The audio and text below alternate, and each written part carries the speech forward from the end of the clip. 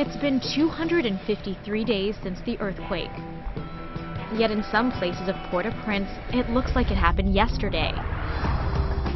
Yet billions of dollars have been raised for Haiti. $1.9 billion spent on immediate relief. $9.9 billion pledged by the international community for long-term needs. And another $1.3 billion from personal donations given to relief organizations. The total raised is enough to give each displaced family a check for $32,000. So where has that money gone? That's what this man is wondering. In many of the tent camps, leaders have emerged. They're the ones in charge of telling the relief agencies what each tent camp needs. Jess Nair here is the head of this camp. It's like they don't have a plan for us. We're suffering here. The conditions are bad. We don't like how we're living. We need a plan to know how and when we can leave this area. 2 weeks ago, he asked the American Red Cross, which is literally across the street from here, for new tents. The Red Cross delivered these tents right after the earthquake, but they're deteriorating, and now that it's the rainy season, they need tents more than ever. Right after this interview, we crossed the street to the American Red Cross. It's raised more money than any other relief organization, almost $500 million.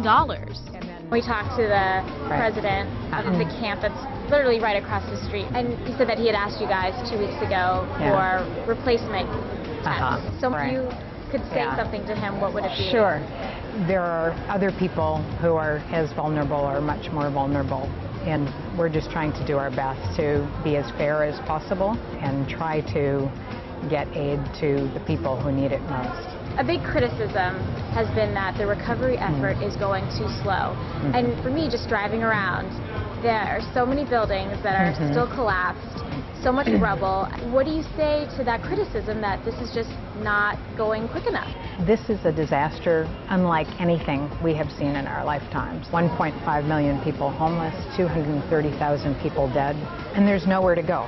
So the reality is that it takes more than money and good intentions to rebuild a city after a disaster. Of course, we would like to be much further along than we are, but we're all working incredibly hard and are dedicated to staying here as long as we can. So far, the Red Cross has spent 1/3 of the money raised. One of the questions we get a lot is, why haven't you spent all of it?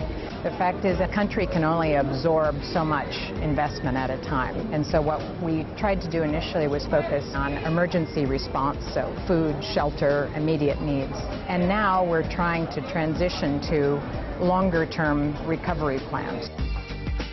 Longer-term recovery plans for things like permanent homes, to rebuild a country that was already far behind the world. Many hope this will make the country better than it was before the earthquake.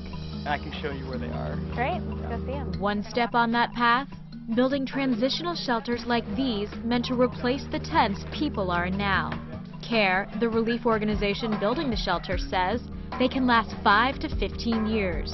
It's not permanent, but it's a start. I'm looking around, I see the wood, the heavy-duty plastic. Can this shelter withstand another earthquake or hurricane? Yep, it actually can.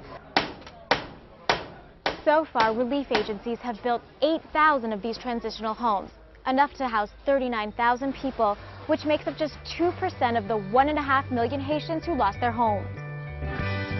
Satiria says his organization is doing its best to help who they can.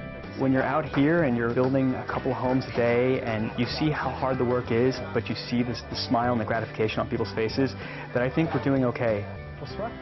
We got to see those smiles when we met Fernand. Oh, wow. She had just moved from a tent on the street to this new transitional shelter 2 weeks ago. There were a lot of problems in the streets. When it rained, the rain leaked through. It was hard to eat and sleep and everything. I was also afraid for the safety of my children with all the cars in the streets. So now here, you don't have to worry about that. No. Even though the earth shook up her life, Fernand knows she's part of a lucky few, and she thanks the strangers who've helped her find stable ground. Jessica Kumari, Channel 1 News.